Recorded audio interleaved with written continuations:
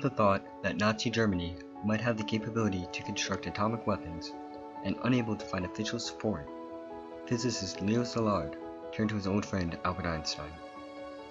Although Einstein opposed the creation of weapons, he would not allow Nazi Germany to have the sole possession of an atomic bomb. Together, Einstein, Szilard, and Hungarian physicist Edward Teller constructed a letter expressing their thoughts on the subject and mailed it to the United States President Franklin D. Roosevelt. Einstein told Roosevelt to speed up the experimental work, which is at present being carried on within the limits of the budgets of the university laboratories. He also told the President that it may be possible to set up a nuclear chain reaction and stated that extremely powerful bombs of a new type may thus be constructed. Franklin D. Roosevelt thought it was his responsibility to protect his nation, and in August of 1942 created a secret program called the Manhattan Project, its sole purpose being to develop the first nuclear weapon. The Manhattan Project had set up secret facilities all over the country. After 3 years of the program, the United States successfully conducted the first ever nuclear bomb code named Trinity. The Trinity test happened on July 16, 1945. This gave the United States a great amount of control over foreign policy. The U.S. felt it was their right to have superior military power. We are now prepared to destroy more rapidly and completely every productive enterprise the Japanese have in any city. We shall destroy their docks, their factories, and their communications. Let there be no mistake. We shall completely destroy Japan's power to make war. They may expect a rain of ruin from the air, the like of which has never been seen on this earth. In August of 1945, the United States decided to put their newly developed weapons to the test. First, the city of Hiroshima was bombed, and then 3 days later, Nagasaki. These bombs put an end to World War II, killing an estimated over 200,000 people. The bombings of Hiroshima and Nagasaki encouraged Soviet President Joseph Stalin to join in the quest for extreme military power.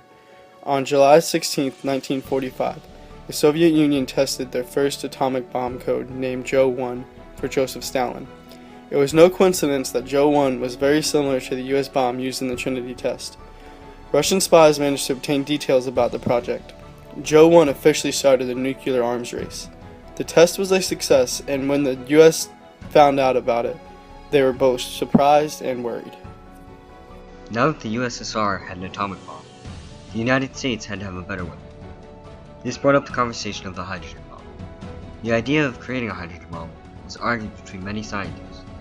Since there was no limit on the yield of the weapon, many people thought it was a danger to humanity as a whole. Welcome aboard the USS Estes. As you may or may not know, the Estes here is the command ship of Joint Task Force 132. We have minutes to go before the first blast, mic shot, of Operation Ivy. 59 minutes now to be exact. We've been here since daybreak. Left Weetalk last night during the early morning hours.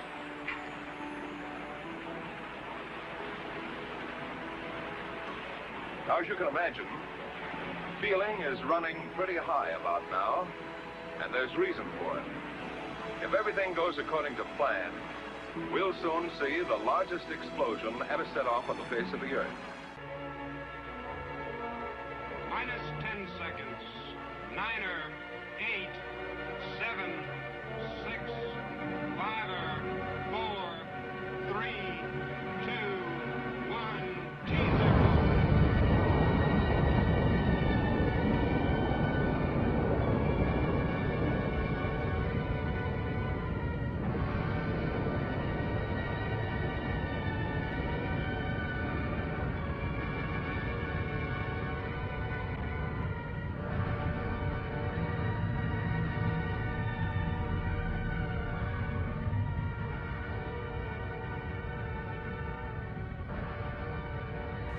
On November 1st, 1952, the United States donated a 10.4 megaton hydrogen device, which was equal to over 10 million tons of TNT, on Enewetak Atoll in Marshall Islands.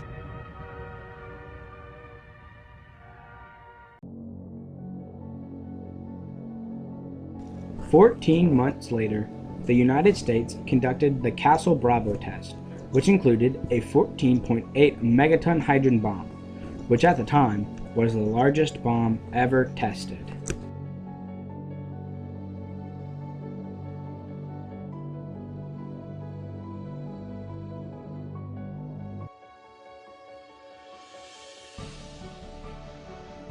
On October 30th, 1961, the Soviet Union detonated the largest bomb ever to this day. The Tsar Bomba, with a 50 megaton explosion, had a fireball that shot up to about 40 miles high. It was the definition of a super bomb.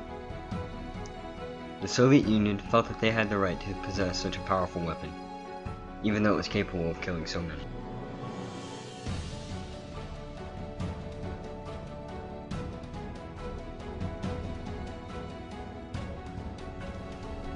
The main question of this documentary is who had the right to develop these weapons.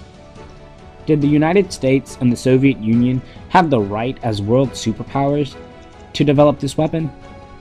Or was it the responsibility of the United States and the Soviet Union to develop these weapons? Nobody really ever had the right to own that much power.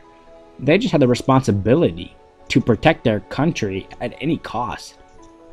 This responsibility was derived from the military competition of the two nations, and the purpose of the development was to protect their nation.